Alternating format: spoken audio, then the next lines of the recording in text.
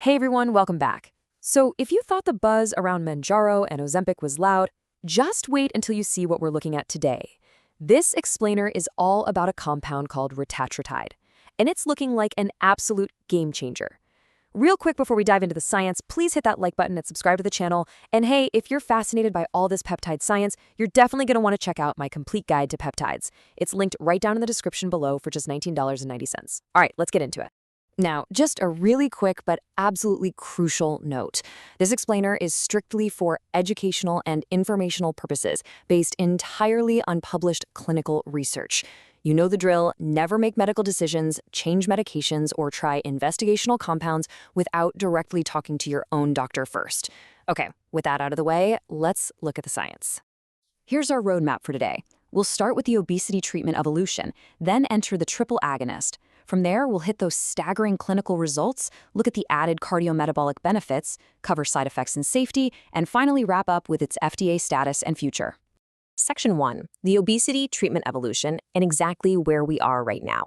So for decades, traditional interventions, basic diet, hitting the gym, they just haven't cut it for sustainable weight loss for a lot of folks, especially those dealing with moderate to severe obesity.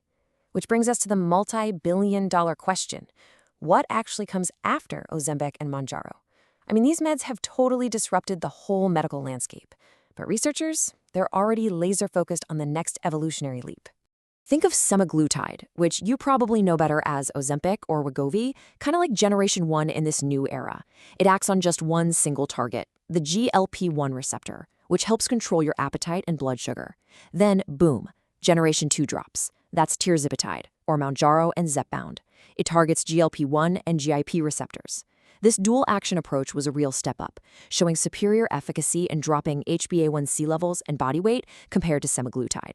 So the logical next thought is, if two targets are better than one, what happens if we add a third? That brings us to Section 2. Enter the triple agonist, upgrading the metabolic engine. Enter Retatrutide. It's what scientists are calling a triple agonist. Basically, it's an innovative, multi-receptor agonist designed to simultaneously target three critical metabolic pathways all at once: GLP-1, GIP, and glucagon. Think of your metabolism like a car engine. Semaglutide gave us one really powerful cylinder. Tirzepatide gave us two. Retatrutide, it's literally like dropping a three-cylinder upgrade into the car, firing on all crucial metabolic pathways at the exact same time. So here's how this actually builds such a comprehensive metabolic response.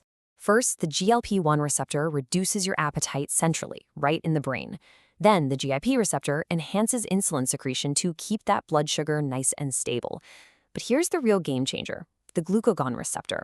Activating this promotes lipolysis, which is the breakdown of fats, and actually increases your body's base energy expenditure. So you're not just eating less, your metabolic engine is actively burning more fuel. Moving on to Section 3, staggering clinical trial results. Let's look at the actual data behind all this hype. Look, it's one thing to have a brilliant mechanism on paper, right? But seeing it perform in human trials is exactly why this compound has the medical world buzzing. Just look at this number, 24.2%. In early phase 2 clinical trials with obese individuals who didn't have type 2 diabetes, participants taking Retatrutide saw up to a 24.2% reduction in their total body weight. And that was over just 48 weeks. To put that into perspective, the folks on the placebo, they only saw a 2.1% change. That is just an absolutely massive margin of efficacy for a 48-week period. But wait, because the power of this compound is even crazier in the newer data. Recent phase 3 TRIUMPH-1 trial results reported average weight reductions exceeding 28% for participants on the highest dose. Guys, a 28% average reduction in body weight is virtually unprecedented in the entire history of pharmacological weight loss. To ground those percentages in real-world terms for a second, a 28% reduction translates to an average weight loss of up to 71.2 pounds in successful phase 3 testing. Just try to imagine the profound physical and psychological impact of losing over 70 pounds simply through a carefully managed medication protocol. It's completely reshaping what researchers thought was even possible without resorting to bariatric surgery.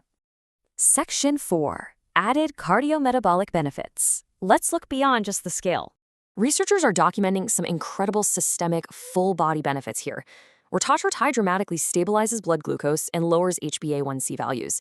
It also positively impacts lipid metabolism, meaning it lowers LDL cholesterol and triglycerides, which drops your overall cardiovascular risk. And interestingly, trials are noting substantial relief from osteoarthritis pain in the knee, which is likely due to the massive weight being taken off the joints. They're even actively investigating its benefits for obstructive sleep apnea. It's really the whole shebang.